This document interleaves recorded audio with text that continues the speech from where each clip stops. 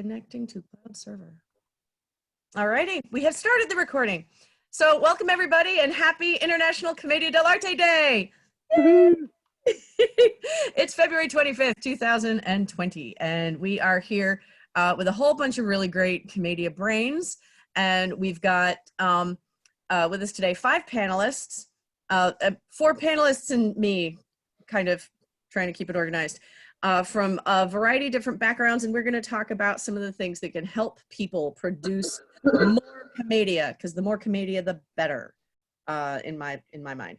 So who you can see on the screen, the folks that have their video running. These are our panelists right now, and we got a whole bunch of other great participants that are also with us today, and we're going to bring them in a little bit later. First, you can see our good friend Olly Crick over in England, and the first time I got to know about Olly.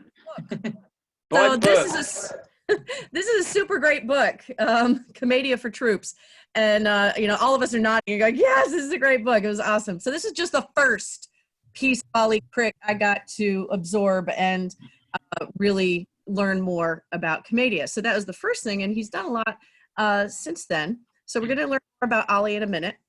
Paul Adams is our good friend in Australia, who has a great deal of experience with Shakespeare and also some Commedia experience within the Society for Creative Anachronism, and a whole lot of managing artists experience.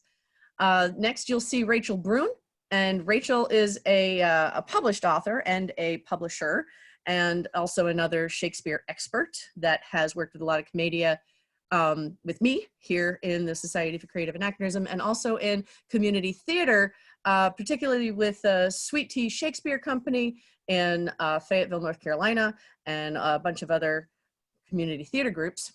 And so she's got a great experience there. And then there's my dear friend Paula Brinkman, also with us, and she and I grew up doing a lot of Commedia together. And she also has some great experience in community theater with the Mason Community Players in Dayton, Ohio.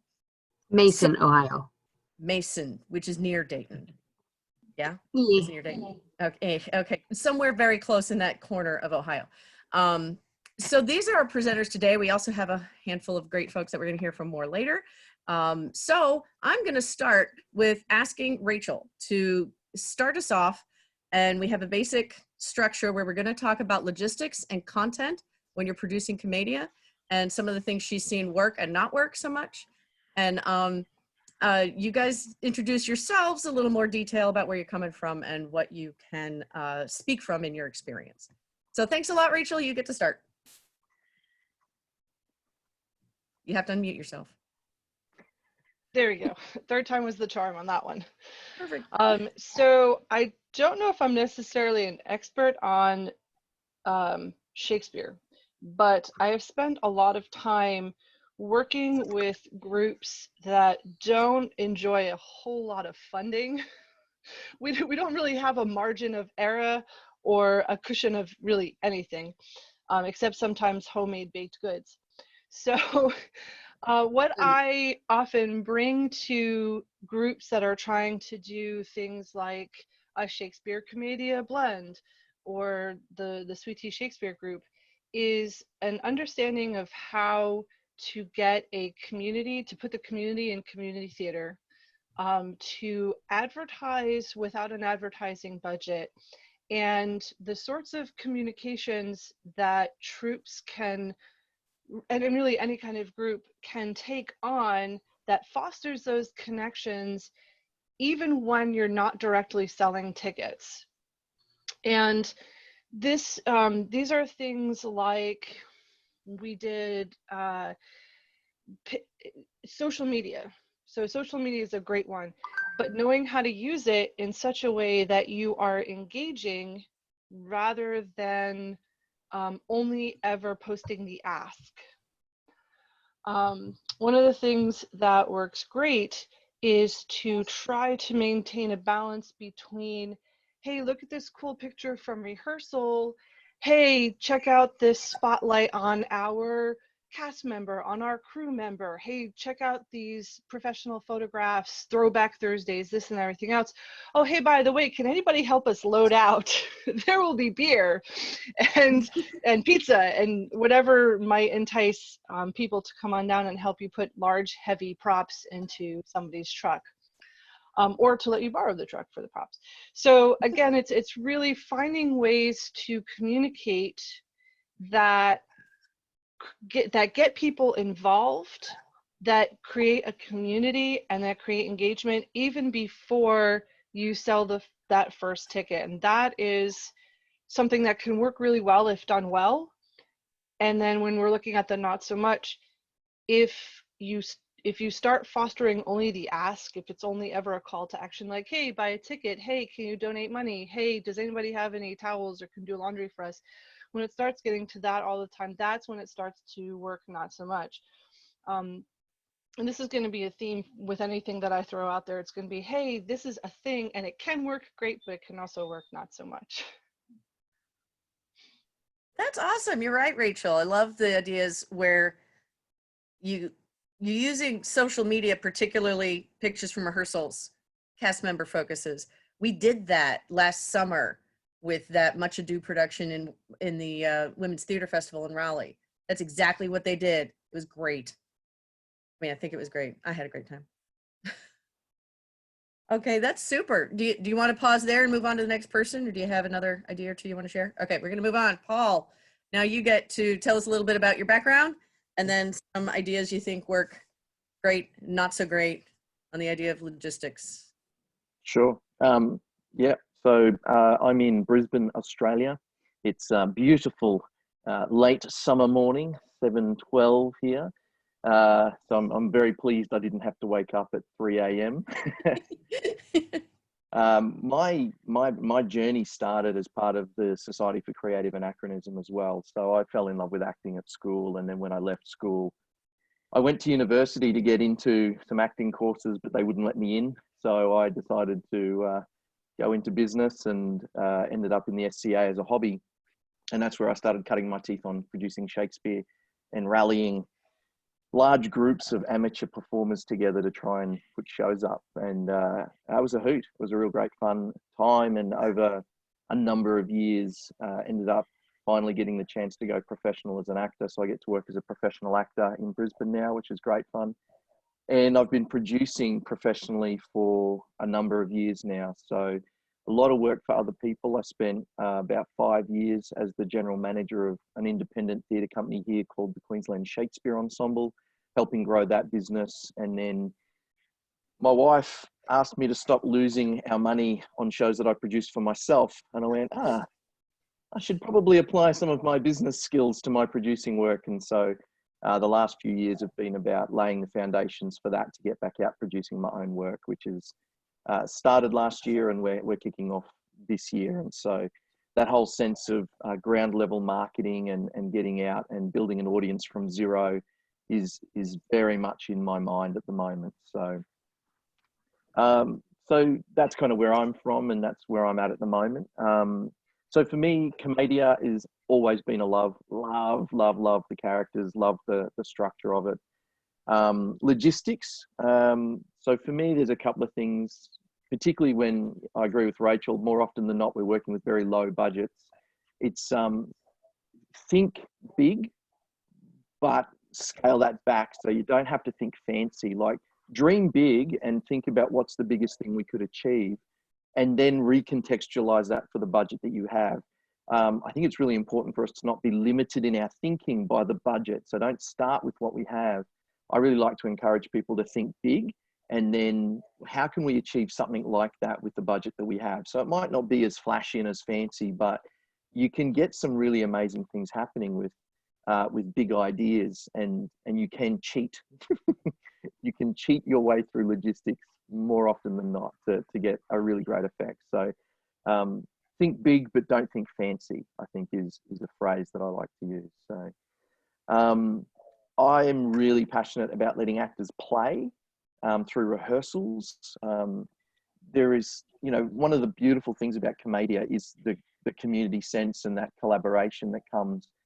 and the freedom of the improvisation. And for me, really allowing actors to go down that, like, follow a line of thought, and sometimes they get scared to do that, and so I will push them to keep pursuing a line of thought until it is exhausted, because there are some ridiculous, ludicrous, just hilarious things that can come out of that. So that's one thing for me, is don't restrict people in rehearsals. Really let them play and just see where an idea can go, because you will never know what might come out of that. So, and that for me, from a rehearsal point of view, has really helped add a lot of freedom for the actors to explore, but also feel safe doing that. And you get some really great moments from that sort of thing. And the other point that I just wrote down when I was sort of thinking about this was always consider where your audience is at. Consider it from their point of view. You know, what is the audience? What's going to work for them in regards to, you know, location, time, that sort of thing. So think about who you're trying to target, who you're presenting for, and just from the logistical point of view, think about them a lot when you're shaping up where and when and how you're going to do the show. So a couple of little thoughts there. That's beautiful. I gotta ask, do you have an example of something you've done and you've lived that was thinking big and you had some big idea, like total world domination, and then you made it not fancy and it worked out great? Yeah, almost everything I do. Like for now, like right now, my journey has turned to building an empire for myself, you know, which is about getting regular theatre work happening and producing consistently. And so, you know, I've got a very big picture of what I want that to look like in regards to scope and size and all that kind of stuff. But then being able to scale that back to, well, what do I need to do first? What's the first step to that? And so, you know, when we're producing a show, I'll have this big vision of the world that we want to create, and then our show is just a small part of that world. So I think that's probably actually a really useful one to start with, is what's the entire world that this show lives in, and then how do I contextualize this particular part of that world so that we can know what's happening beyond the things that we see in front of us, and help us reference a bigger world and help our audience imagine something bigger in the sort of idea of the world that we're creating. But that gives us a little bit more of a contextualized focus for where we are now. So I don't know if that answered the question. I hope it helps. Oh, that does. In fact, it gets me thinking in terms of, in the SCA, we kind of try to recreate a pre-1600 environment, and, you know, many different eras and times and locations. But with Commedia, we try to say, imagine yourself in a, you know, 16th century Italian-ish area. Maybe it's Florence, 1580. And within that, you're telling a story through the Commedia play of what life could be like. You might be an audience member on the street in the marketplace, and then we present this little play to you, and it's a piece of life, but we're trying to sort of recreate the whole vision of a reenacted piece of history. So I mean, that's what I'm getting out of it. Right. A piece of that. That's exciting. That's really, love that. That's, that gets me thinking and getting me creative. I love it. So let's move on to Paula Brinkman from the Mason Community Players and Iskandali. So go ahead and give us a little more background, Paula, on what you've been doing, and some more ideas about logistics. Okay, can everybody hear me? Yep, gotcha. Okay, good. Wow, some really great stuff so far. I don't know how much I can add. Let me give you a 30-second bio. I have a degree in theater, a degree in English. I was introduced to Commedia by my beloved Dr. Mellish, who spent about 30 minutes on it once, and all 4 of the drama majors and I said, wow, why isn't anybody doing this stuff? And thank God I found Sophie and went, oh my God, somebody's doing this stuff. So we did this stuff. We did this stuff. Well, I'm not saying shit. No, I said we're doing this stuff. It's Okay. good. We're doing it. Some things that I've found that have helped, at least with Iskandali, and tailoring to the SCA outfit, is one of the things I think that has helped us to, when we were more active, was consistency. We were never any city other than Ravenna. So we didn't expect the audience to learn a bunch of Italian cities. We always had Pantalone's house off stage left and Dattore's house stage right, and Spain was through the audience. So to try to make it as easy for the audience as possible.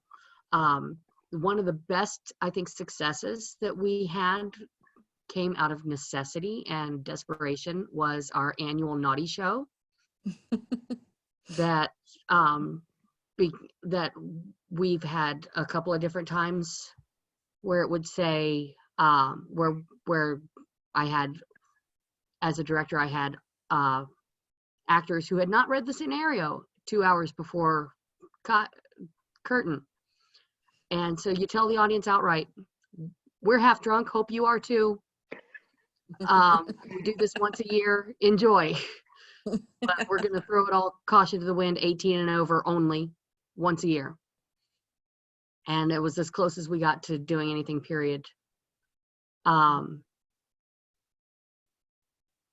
think that's all I've got for at this point. Just, I feel really overmatched. Okay. No, you actually got me really thinking. You got me thinking, and you're mentioning something that makes me think of what Paul was just saying about consider your audience's point of view and where's your audience coming from. One of the things that Iskandali was doing and being consistent is, you know, asking this bunch of pretty much typical Americans in the middle of Midwest USA to not learn a bunch of new Italian words. You know, a few, yeah. Ravenna's a city that's in the Italian city-states many, many centuries ago. Ravenna's one good thing. Pantalone's house is over there, everything else is over there. And when someone comes in from Spain, it's coming in from the audience. Those are all very consistent things that I really think make the audience stress out less, and they get comfortable. So you're thinking in terms of what does the audience need. And, you know, I think we did that a lot, and it was mostly, you know, it was to help us get to learn the art a lot better, but I think it also helped the audience to just sort of relax once they learned Ravenna was the city we were in and that was happening all the time. That was good. Don't need to really know where Padua is or anything else. So that's awesome. Thank you. Super. Alrighty, so Olly, let's move on to you. When you are thinking about logistics, what do you think about? Oh, and please do give us a good introduction of yourself, more than just you wrote one of my favorite books. Thank you. I was introduced to Commedia in about in a few words at university, and it set something off in my head. Having left university, I did lots and lots of, or as much as physical training in theatre as I could, clowning, eccentric dance and stuff like that, and met a lot of people doing what they called Commedia, which was very, very different from itself.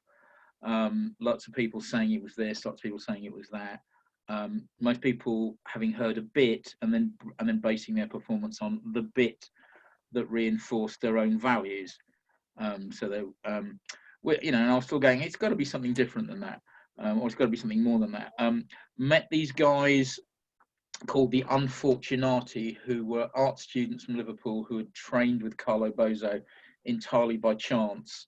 They were looking at doing a course on functional art in their third year, and had come across the Oreglia book, and had done a show as a piece of performance art. But then they noticed that Carlo Bozo was teaching a course, and they went and did the course, and they learned 7/2 masters, as taught move by move from the piccolo. And because they were art students, they could make stuff. So when I saw them perform at Covent Garden, their acting ability wasn't up to much, but their masks were extraordinary, their trestle stage was beautiful, and their costumes were amazing. And I was being an anarchist juggler at the time, going, you know, damn theatre, we're just doing street stuff, you know, for money. I was going, oh, hang on, that's actually theatre. So I played with them for a bit, and taught them improv, like in a Keith Johnson style, so things like that. And we kind of had a parallel trajectory for a bit, and I joined. I ended up teaching at drama schools in London and stuff.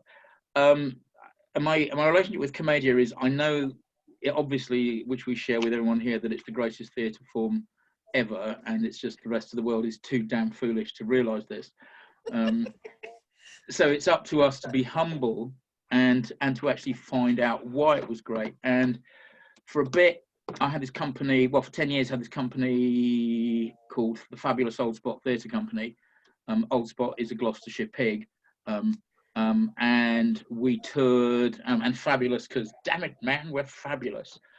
I got very lucky in the sense I met an artistic director of the local producing house theatre who used to farm out their community tour every year to a different local theatre company because they couldn't be bothered with it. And they, you know, they did big house theatre and didn't want to sit in a van, which is kind of actually my idea of heaven. Where are we going? Where are we going? What's happening here? And so they let us do a Commedia show. And so, okay, you know, okay, so you get a chance and it's all funded and everyone's paid. So I got to choose a bunch of actors who'd done a workshop with me from actors, from this weekly actors training thing. We borrowed a stage from the old Unfortunati people, got some costumes together from the Everyman's Kit, and we did a show which we called Hot Crackling, which went very well because our theory was, if we don't go too rude and we tell a good story and we have lots of nice, I know, singing and some silly action and a monster, and all that stuff, then, you know, someone's going to like some of it.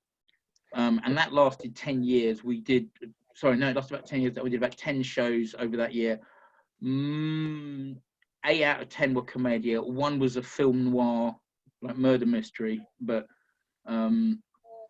it was really Commedia. It was just, you know, the moves were different, and we had lots more black and white and uplighters, and began to find a way of work. And it was all done, and because I was being a house husband at the time, the rules were, the self-imposed rules was you had to be home that evening because you're taking the kids to school in the morning.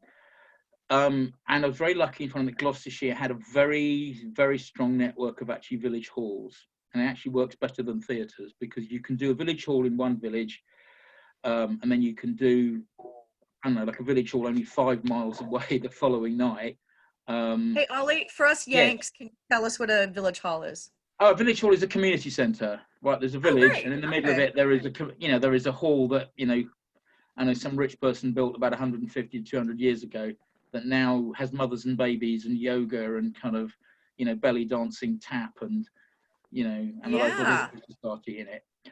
And awesome. They all have their user groups and they all have their audiences. And so we basically toured them, and you make contact with the committee.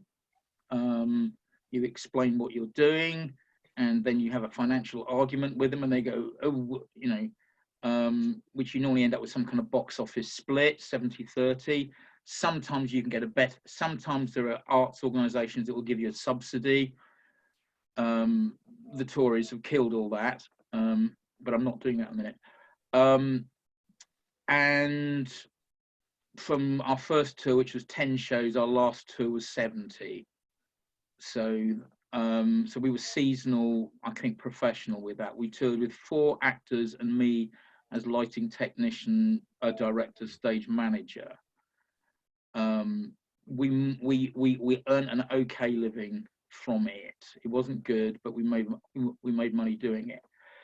Things we learned, every community was different. There was about 5 halls that once they'd had us once, they'd go, you're coming back. And we wouldn't have to do any publicity, we'd just make a phone call. And they'd do all the phoning. Some people you really had to bombard with leaflets and stuff, but once you got an audience, they were nice people. telling people that it was Commedia dell Arte initially was a mistake, because people, this is the general public in, I know, Nowheresville, you know, Gloucestershire, you know, / Arkansas. You know, we have rustic hillbillies here, and if you say Commedia, people don't quite know what it is, so they think, is it Art Deco Piero? Is it, you know, is it bawdy, or they just think it's a bit posh? So, okay, we didn't call it that. We called it Theatre from the Merry England That Never Was, or we called it, you know, family-friendly, inclusive theatre. There is no word in the English language that says family-friendly, inclusive, and means it positively, right? It just sounds wet. It sounds like the kind of thing, you know, you send your kids to, and grandpa and grandma have to go. It's not a family thing. And we learned never to mention masks, because if you said, and it's got masks, they'd go, won't that frighten the children? And the correct answer being, yes, of course, that's the idea, is not what bookers really want to hear. But no one complains about the mask afterwards. So kind of that's negotiating with it. We found that because we're a strange theatre company doing a self-devised show, the audience have heard that we're funny, but they don't know. So there's always an area of negotiation happens before the show begins.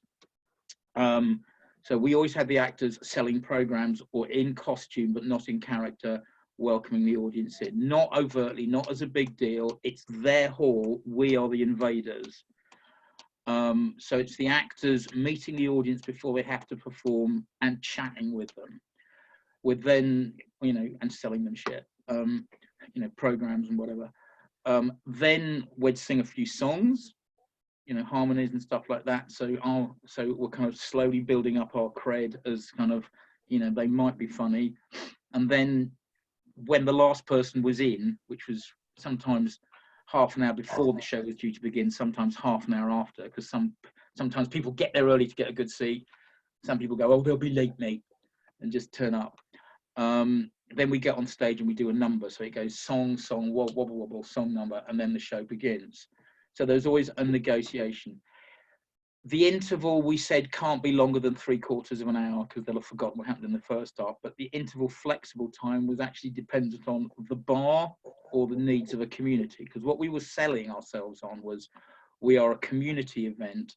Walk to the theatre with your neighbours and with your friends, enjoy yourself. So we were also selling it as a chance, you know, for the community to give out, you know, parish notices, have a raffle, you know, raise funds, sell cakes, argue with the neighbours about who chopped down whose tree and all that kind of frightening stuff.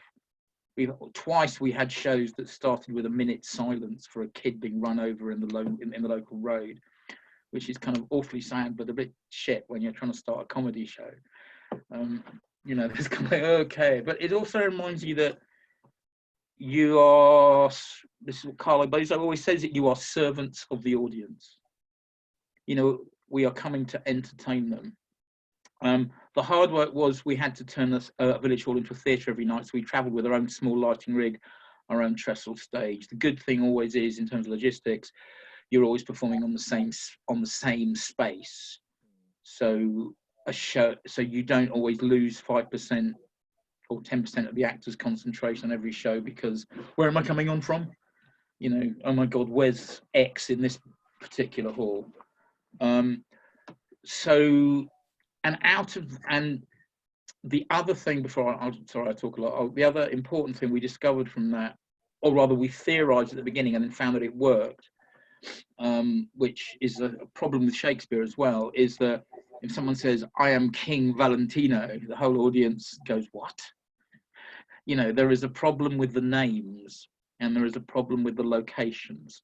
It acts as a barrier. So what we did, and this is about my chapter in the Routledge Companion, was instead of going, like, Pantalone is always from Venice, he's from Venice, I looked at the relationship between the Commedia characters as an ecosystem. Like there's an intellectual boss, there's a money-making boss, there's aristocracy, there's servants, and they all came from a particular place within northern Italy, and I call it embodied locality. Like, you know, everyone, as soon as Pantalone appears, everyone goes, Venetian, right? Because everyone in North Italy knows. Now, that's something that doesn't happen when Pantalone appears as Pantalone in England. Everyone goes, who? Right? But everyone hates a good farmer. Right? You know, a farmer, get off my land. You know, in English folk. So Pantalone, so we made a guess that Pantalone was a local landowning farmer with a daughter. And it moved it more into a folkloric area. So once you've nailed Pantalone, and we called him Titus Dallimore, and when we turned out, an actor chose the name, and it turned out that Dallimore was the local name, was the name of a local family of criminals in Gloucestershire. It was like, thank you, we don't want to go there. So it became Titus Dallimore, and then Florence Dallimore was his daughter, and then so we've got a family, and we know where they live, and they're in the posh, you know, farming belt of Gloucestershire. So all the Zannies are their workers, and then Brighella becomes the innkeeper who's always trying to score feeble points off his landlord. And suddenly the role of Brighella makes sense. If it's someone who's always got a chip on his shoulder because there's somebody with more money than him who's always thwarting his schemes. And because you place them in different bits of Gloucestershire, like there's a very posh Regency town of Cheltenham, it's a bit like Bath but smaller.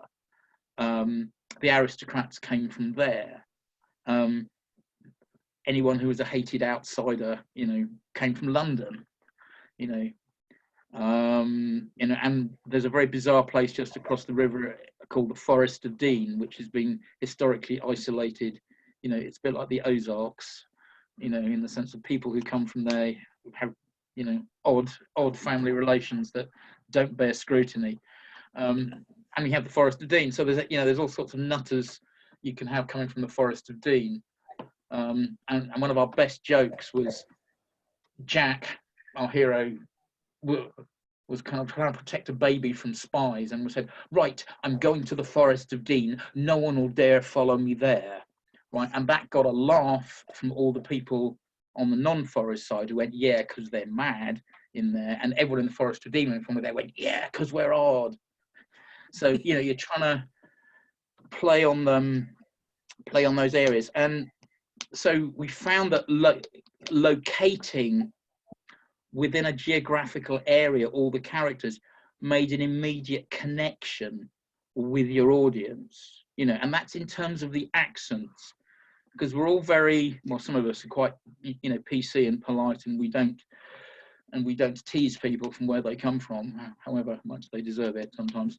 But as soon as somebody speaks, if I came on and gave a lecture in America, you know, like this, it would be either, oh, he's posh English, amazing, or, you know, toffee-nosed monarchist. You have a visceral reaction to that.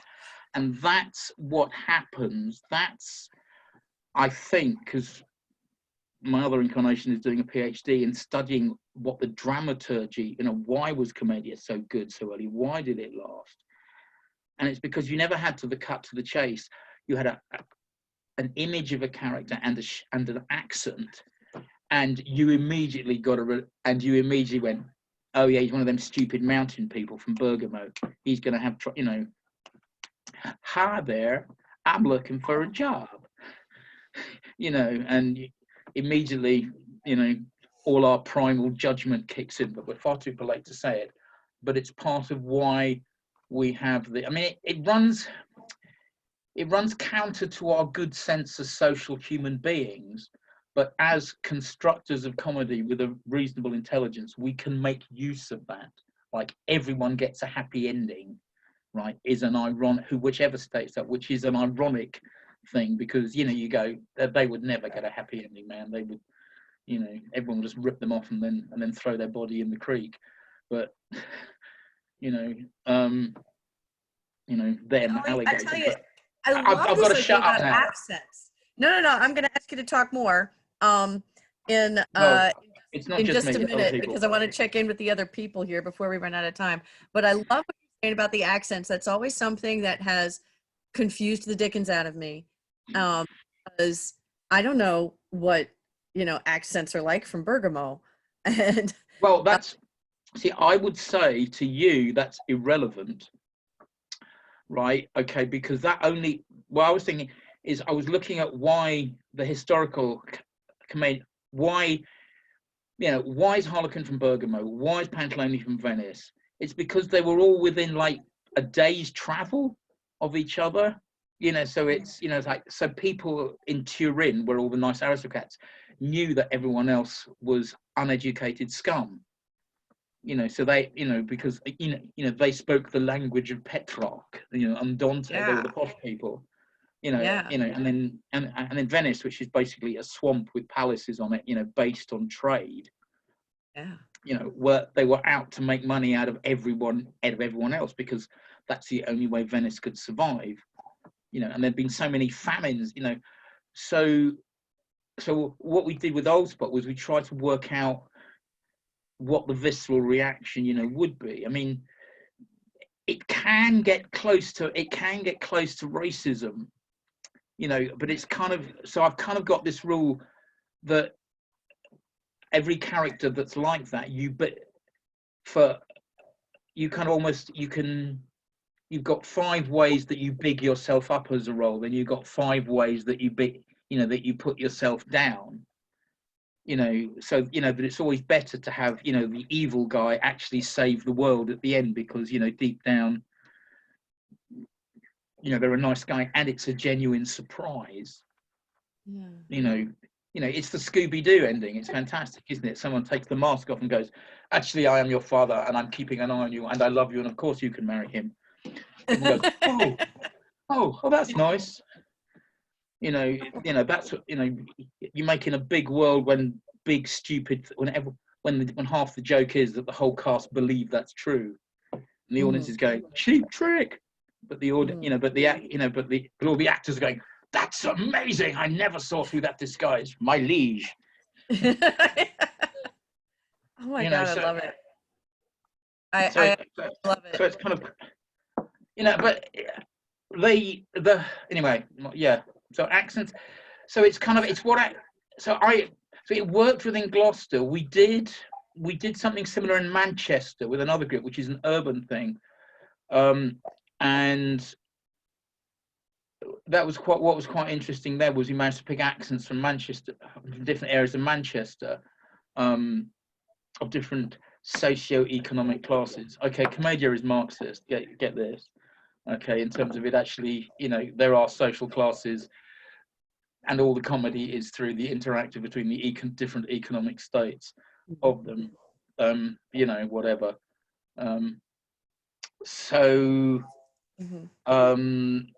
I know, I just lost myself there. Got excited. No worries. Well, I tell you what, I want to check in with everybody else real quick on content, because you were doing a great job of giving us some wonderful logistic stuff. I mean, honestly, I've had similar experiences trying to educate the audience about what is Commedia in the first place. So if you just start throwing the word Commedia dell Arte out there at an audience that doesn't know what that is, they might think it's, like in your words, it's too posh or too bawdy and not for me, whatever they think it is, So well, they saw San Francisco Mime Troupe and thinks it's Marxism and revolution. Of course. Yeah, I'm not seeing that, but damn it. Sorry. Exactly. Well, I loved your idea where you called it theater from the merry England that never was. That's right. That gives you a lot of scope. Yeah, we could always call it, just oldie time theater, and like something very general. And well, the best comment we ever got from a member of the audience was, "Oh, you guys are like Shakespeare but funny," which is a bit unfair on Shakespeare, but there's the language to deal with. Okay, Paula has an idea. Well, when I teach Commedia 101 at SCA events, I usually lead with, this is not Shakespeare. This is what Shakespeare would have gone to see at a bachelor party. And that can usually get people in. Yes, no, that's good. That's good. It's not, yeah, no, that's good. That's good. I mean, I'd look at this thing, the jig, you know, the Elizabethan jig is JIGGE. Performed after the straight play. It was like a 30-minute and a bawdy comedy in rhyming couplet with lots of dances, which was part of the deal. If you want to go and see King Lear, immediately after it, there was, you know, Kemp and Sons did the funnies, you know, after it. So you kind of go, and some of those, you know, were as rude as, but it was all blokes in drag and a bit weird, you know, for our sensibilities. So some of the things about content that you mentioned is tying it into the community, and that ties into what Rachel was talking about, making it a community event. And one of the things that we've always liked doing is when we go to a different town, you try to find out ahead of time what are the names of families that are and what are the names of people that are a big deal in that community, and you work them in. And one of my favorite examples is we have a friend, Drea Lead, who you might know. She's a costuming genius and does great period corsets. And so we mentioned Mistress Drea's corset shop where everything is half off. It was a cute joke. Everybody in her community loved it. And, you know, so that kind of joke is a one-liner, but like mentioning characters as part of the community that are Commedia characters, but using names of the locals, like you were saying. Include them. Graphic location and associating it with your characters. Well, we always had an incident in a pub or in a bar in our shows, and it was always the local bar. So you'd always try and, you know, find a few local references to there. Or in our first show, we had a beast that used to terrorize the neighborhood, and it was always, you know, the beast of the local wood, you know, or the place where nobody would go. So it became the beast of Horsley Dump once, which was the local reclamation centre. You know, and everybody goes, oh. You know, and sometimes you get it really wrong and you just move on, and sometimes you get it really right. But my attitude to that is, you can do it on the surface. You can mention one or two names, but sometimes you kind of got to just be a little bit sensitive to both actors' memory. There's one show we had 3 pubs in it, so if we moved outside Gloucestershire, they were going, what? You know, we had to immediately find out what these 3 new places were and include them in random verbal latsy. You know, you can see hatred from the actors.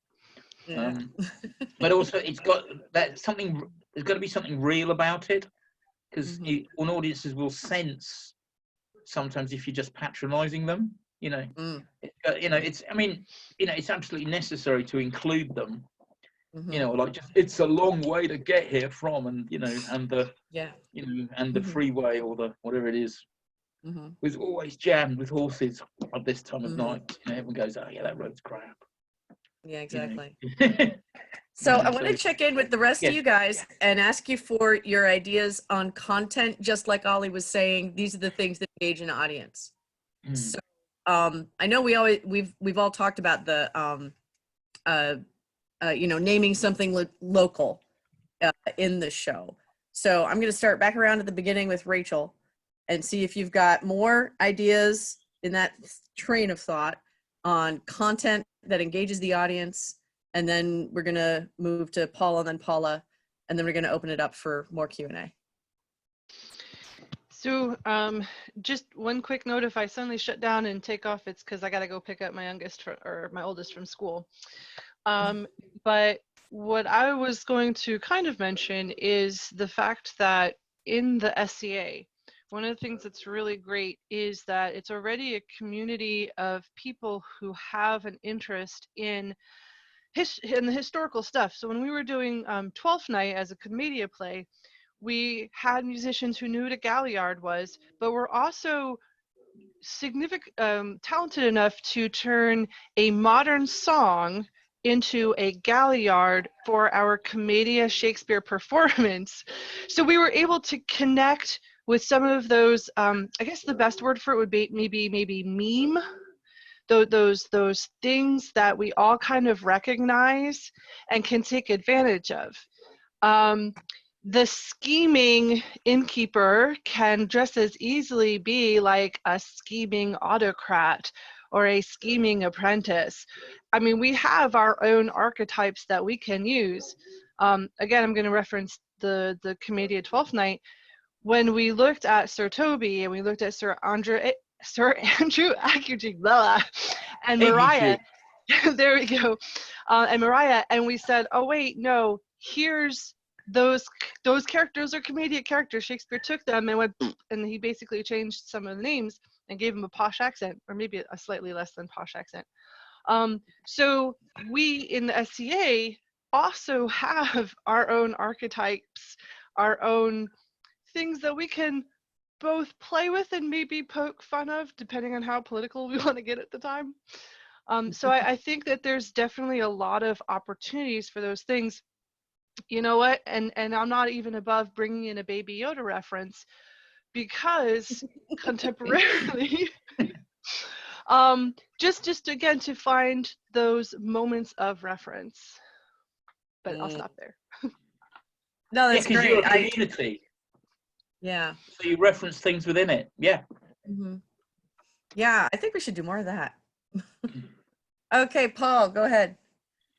Yeah, look, much the same, really. The notes that I had written down are essentially a reflection of what we've already heard. I love the concept that both Olly and Paula spoke about in regards to setting up the framework, you know, that you're creating through the logistics of, you know, the staging of, you know, Pantalone's house is always over there, or, you know, we're in this particular town. I think that's really great for helping the audience break the ice for them, like to help get them in a bit quicker. So that just, you know, that just removes one whole obstacle to getting them invested in the show.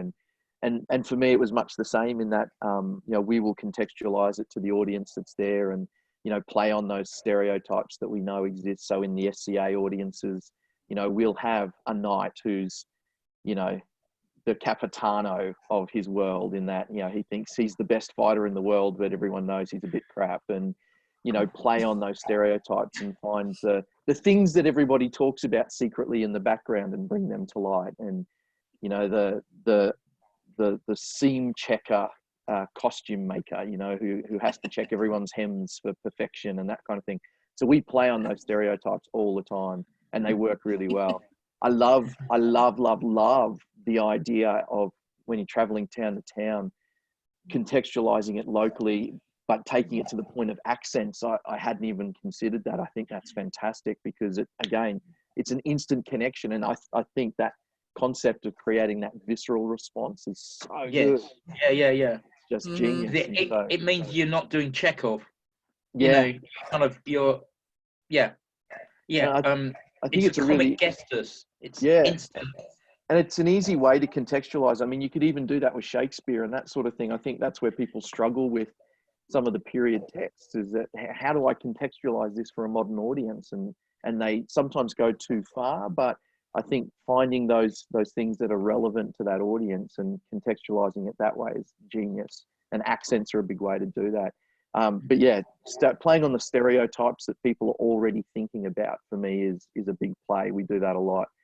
And when you're in a closed community, so whether you're going to a particular village, or whether you're in a particular audience like an SCA audience, or, you know, a local community somewhere, I think playing on some in-jokes that, you know, like Olly, what you talked about with the highway gag, you know, it's always, you know, being able to know, and you see stand-up comedians do that today in their work, you know, when they're touring from place to place, and they'll do that research and find out what the local people think about, you know, what's the biggest thing that people whinge about here, and then they'll write a joke about that. Now, I think, you know, those connection points help, you know, really connect an audience to it. So two things for me that I wrote down on top of that were, don't be afraid of simple storylines or ideas. I think sometimes people can overcomplicate things, and sometimes the simplest thing works the best. And to not go too crazy in complexity, because sometimes the complexity will come from the relationships. You don't need to make the storyline complex. They can be really simple. So don't be afraid to adopt and embrace a simple storyline or a simple concept, because that can really help. Yes, it's pair of lovers meet and they get interrupted. Yep, that's it. It's like always start with that for me. It's like, right, so generally this is going to be, you're that person's daughter, you love him, and your dad hates him, so let's go from there. And so then, you know, it's just so much really of it starts from that point. Yeah. So keeping it simple can then allow you the depth into the relationships, which is fun. The thing I found sometimes that hasn't worked is when people reference something, they're trying to make a reference to something modern or contemporary to help bring that connection point in. But for me, I've seen it not work where they get too specific. Like you might reference the orange president or the orange leader, you know, or we're mastered by an orange, but don't mention Trump's name.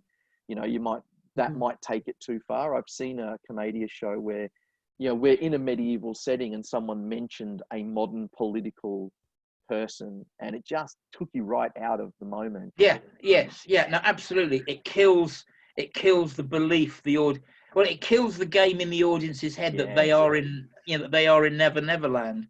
Yeah, Carlo Bosso used to say, okay, we can't say nuclear energy, but we can say the new power the Doctor invented. Yes, you know, reference those right, things, you know, but don't be specific. Yeah, yeah, and everyone goes, oh, I know what that is, and they're all clever because they made it up in their own heads. Exactly. Yeah, yeah. Sorry. Yeah, no, spot on. I think that's a great example. So yeah, and that was the only other thing that I had just sort of jotted down in regards to content. Just yes, contextualize, but be careful of being too specific. Yeah, you know, we've had those kinds of discussions in my troops for years. You know, when do we bring in a reference to something that's a really good joke, but it's totally modern 100%. You know, like I love the idea of bringing in a Baby Yoda joke, but how do you do that and not actually break the spell? You know, it's call him a goblin. Yeah. He's a goblin, but he talks like Yoda. You know, he's green and pointy. That's cute. See, yeah, you got to get creative about it. So I want to, Paula. Maybe I am.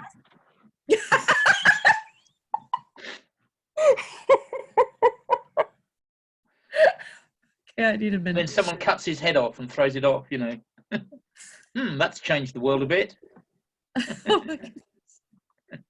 Okay, Paula. Your last thoughts on content, and then I want to open it up to a couple other people that are still hanging out with us.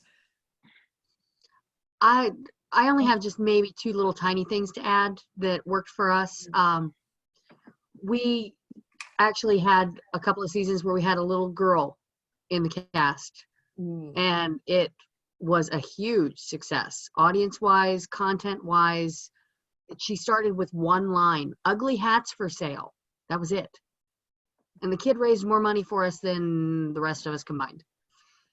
Child labor then. Yeah. And the other thing that's worked fairly well for us, but used very, not generously, very sparsely, is a little bit of mixing of genres. Like the time we threw a tiara and a fairy skirt onto the pantalone. No, not pantalone. I'm sorry, the spavento, and turned him into a fairy godfather. You can't do that for a whole show. You can do it for one scene. That's it. I'm done. Over. Okay, that's beautiful.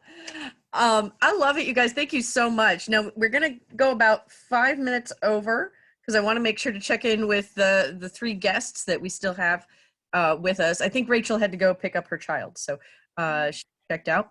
But first of all, I want to invite, we've got three folks. I see your names. We got Jay, and he's an old friend, and then Amanda Garland, and then Andre Pierre.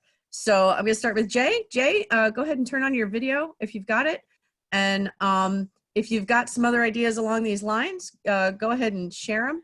And if questions you want to throw out there, do that. We got about another, we can get all 5 or 10 minutes over time. Yeah, I'll be quick. So the thing I'm more interested in is that if you're trying to do one of these shows on a shoestring budget, the biggest problem we always have is getting it together to promote it, right? That if you want to have an audience show up, back when we were doing 18 shows a year, we'd have kind of a built-in audience, but you know, now we're doing about 4 or 5 a year, and we don't have 200 or 300 people that are going to show up at every show anymore. And so what do you do to publicize, and how do you bring in new people? You know, there's a few things, right? So you go to the local library and do a show for them or something during their cultural night or something, but or do something for the Boy Scouts or what have you. But we just that means you have to do more shows, which at this point we're not doing fewer because we're not in demand. We're just doing fewer because we're old. And now Some nice young actresses. yeah. So watch our most recent video. We have 2 of those. But so that's one issue. And the other thing that so I'm not getting an answer for that, but maybe you guys will think about it. Maybe it's just a tagline. It's like coaxed out of retirement one more time. Well, but we have to think far enough ahead to like go to some media and distribute it, right? It's just like, do you print stuff up and go out on the street corner, or Jake, can I throw an idea at you on that? Yes, please. Yeah, so something I'm doing locally to build my audience is actually finding complementary businesses that, are serving the same kind of target market. So for me at the moment, I'm focusing on building shows for kids in primary school. So I'm looking at anyone and everyone from an organizational point of view that serves that audience. And rather than spending money upfront on marketing, I'm actually approaching them at the moment going, hey, I need to build my audience. I'm really trying to get in front of the same people that you're serving. Is there a chance that maybe you can promote this show and then I pay you a small referral fee from every ticket that's sold that comes from your audience? And so rather than marketing up front, I get to pay for that after someone's actually paid for the ticket. So, and it might only be a few dollars per ticket, but for someone that might be a way to, like I'm looking at local PNC connected to primary schools because they're always looking for funds and fundraising. So that kind of thing. That sounds great. Paul, you had a follow-up idea? If I can throw in what we're using for Amazing Community Players, we're killing 2 birds with 1 stone by knowing enough of our season in advance that I went to go see The Importance of Being Earnest last week. My ticket for Earnest was actually a business card for the next show with performance dates. So yeah, that demands way more advance notice than we have. But that's a great one. If you can plan out your whole year. If you can plan it out, you can do that kind of stuff. I'm a cynic. I don't think there are tricks. I think that if you're doing 4 shows, if you're doing 10 shows a year or 4, it's the same amount of publicity. It's just that you're doing the same amount of effort to get in for less shows. It's kind of, they have this we had our natural following for such a long time, and then when we dropped off, so did the following. All right, I'd like to interrupt you guys just real quick to see if Andre Pierre has something to share. He was just sending us a little chat that says hi. He's said it's a great conversation, and he logged out. Okay. So you guys got a lovely hello from Andre Pierre. I don't really know where he's from, but he said, happy Commedia Day. Thanks for a great conversation. So one last thing, I want to check in with Amanda Garland. She's our last guest that hasn't checked in yet. I'd love to see if she's got a video. If you can unmute yourself, say hi, Amanda. Let's see if you've got any questions. I'm trying. There, can you see me? I can. Hi, Amanda. You are on the recording, so be polite. Hi. I came in on this because I'm an old friend of Olly's. I did a lot of community theatre when I was younger, and I've been a mum, and now I'm being a carer for my 96-year-old mum-in-law. So I haven't performed for a little while, but I teach singing and drama, and really? But yeah. But yeah, so very interesting chat. When I think back to our shows that we did as a community theatre company, we did one year, for example, I brokered a deal in Wales. Wales has hundreds of castles, and I brokered a deal with Cadw, which is the alternative in Wales to the English heritage, people that care for those buildings. And they let us tour to, I don't know how many we did, maybe 40, 45, something like that, all summer, just jumping in and out of a van and getting out all our costume and set and setting up, and sometimes hanging onto the set as we did the show because the wind was coming through the castle keep or whatever. So yeah, great fun. But when I think back to that, I think how similar some of the plots were perhaps to a Commedia show without us meaning it to be. You know, you would have the villain and the lovely young girl and, you know, all of that stuff. And then of course pantomime in England is a very, very big thing at Christmas. I don't know, do you have that in America at all? Does it translate? Not exactly. No. Some pantos show up here. I just saw a panto where they used Snow White during Christmas as a theme, and it was hilarious. That's a panto. That's a pantomime. It Yeah. was Cincinnati has a theater that does one every Christmas. Yeah, And the yeah. word panto comes from Commedia, doesn't it, Olly? Pantomime? Yeah, yeah. Oh, well, Yeah. it's Pantalone. basically when the French comedian, so when Italian comedians were in Paris using lots amount of stage machinery and doing magic stuff, the English kind of stole the idea but didn't understand French, so they thought, right, lots of magical transformations, and they sort of stuck it in a fairy story, and they had Harlequin having a chase through it, and after a while they went, what the hell's Harlequin got to do with this? This is just, you know, and they kept the fairy story, and you know, being English, they, you know, a bloke in a dress was funny. Oh yeah, always. Yeah, a bloke in a dress was funny. Yeah. And that, yes, and it was originally called a pantomime because a lot of it was done in mime and a lot in silent gesture, but that's in the days of Joey Grimaldi and things like that. You know? Yes. So weird bit of history. History. But they had a Harlequin dancer up to the 1950s. So a Harlequin what? They had a Harlequin, and Columbine would do like a ballet number as the opening panto up in to the 1950s. In the diamond and outfit. all the pretty stuff. Yes. cool. So the other thing that struck me when I was thinking about it was how much the story of Shrek, you know, the film, has taken perhaps from all of this. And regards what Jay was saying about selling a show. So my ideas on that were that social media. So social media, usually in this country anyway, in England, every little area has its own social media local grouping. And if you can find the leader of that, the person that puts the stuff up, get your show put on that, and it gets to everybody in the local area. Also community newsletters, if you can find them, and local mailing lists, because again, it's an English thing, but we have postcodes, and people who want to advertise to that postcode can pay to put stuff in with the postman, and he'll bring it to all the houses in the area. That's some neat. houses will say that they don't want no publicity, thank you, but most people will get some leaflets that come through that way. That So takes printing, those are my contributions. Sorry? That takes printing. You have to think ahead and print those and then hand them out. But the social media works. I like that idea.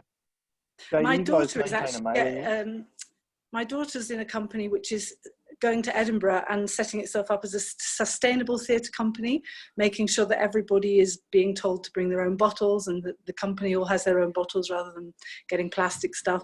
And one of their ideas is to get people, but Olly has a comment on this, to get people to take a photograph of their leaflets. Because in Edinburgh, you walk down the street and you're bombarded by people giving you leaflets all the time. And you walk away with piles of leaflets and then many times drop them in the bin. So, you know, people could be encouraged to look at it a different way. So you advertise your thing to them and say, here, have a look at this one leaflet and take a photo of it. But Olly says that costs more. So No, well, which Olly? Oh, you're Olly. Me? Oh, no, actually, we did this in a show in Manchester. We did this as a gag in the show. That basically the town planning officer stopped somebody leafleting in the show, and basically tried to get the picture shared among the entire audience during the show. Brilliant. And it was brilliant. Oh, brilliant. Because everyone's Bluetoothing each other in the audience and just causing chaos. What were you saying about, you said something to me, sorry, Olly and I go back a long way. We haven't seen each other for about 40 years, but we know each other from university days. So I went to Bristol University, he went to Exeter, and his course was very much designed to lead into this kind of theatre, whereas I went to a sort of more academic, more fine upstanding theatre place and ended up doing this kind of theatre. But you said something to me about if you take a picture of something, you're using more energy than if you make a leaflet. Yes, sometimes. Yes, yeah. I need to. Yes, I need to do the research on that actually. That's Yeah. if we're really. But I'd just like to say, pick up on the sustainable thing. The great thing about Commedia is it is sustainable, and it is very eco because you use the same costumes, you use the same mask, you use the same characters in every single Right. show. Yes, that's true. Yeah. Recycled characters. Same Yeah. plot. Right, Yeah. no, absolutely. Well, And that, and I yeah. think that's without being less than flippant. You know, it is a thing. It is a thing you can say. And you know. also, you use the same actors, because when I worked with Carlo Busso as well, Yeah. and he said to me, he was telling me that the old troops, you would play your character until you outgrew it, and then you would go on to the next one. So he was Harlequino, and then he became, I don't remember which one of the old characters He in played later life. Pantalone because Fabrizio I thought Soleri it was refused to Pantalone, die. yeah. He's still Yeah. not dead. Is he still doing it? Yeah, well, no. I think he officially retired, but there's only been 3. There was Moretti, there was, Soleri, and there's now Enrico Bonavera. So since 1946, there's only been 3. Well, there's been a few sidekicks when Soleri didn't want to do the Japanese tour. Right. Is this Piccolo Theatre? Yeah, this is Piccolo. But then Yes. Michele. See, guys, I'm gonna wrap up. Yeah. Yeah, thank you very much. No, Amanda, you can stay, please. I want you guys to be able to chit chat. So I'm just gonna wrap up the recording for the sake of our International Commedia dell Arte Day webinar, and then we can keep chatting because connecting people throughout the world on this amazing holiday is really what we're all about. So I have to say that this was also my mother's birthday. Happy birthday. So I want to ask you to do one thing. If everybody could put their hand up and wave to the camera, I'm going to take a still picture and smile real big as if somebody just said something funny. Oh, you guys are great. That's just perfect. I love you. Awesome. All right, I'm going to share this as like a picture of us on this auspicious occasion. All around. And so we're good. And I'm going to end the recording. So happy International Commedia dell Arte Day to everybody. And we are going to make this available on efirenzi.com. So, Yay. and we're going to stop. Good. Buy my book. Happy Commedia Day.